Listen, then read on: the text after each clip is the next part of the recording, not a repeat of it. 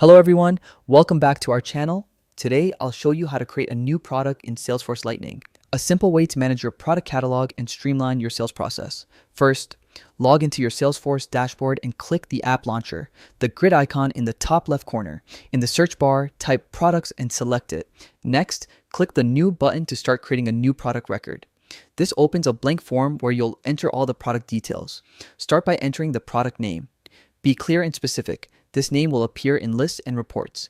Then, enter a product code if needed. It's optional but helpful for quick identification. Choose a product family and category to group similar products together. Add a description that highlights key features, uses, and any distinguishing details.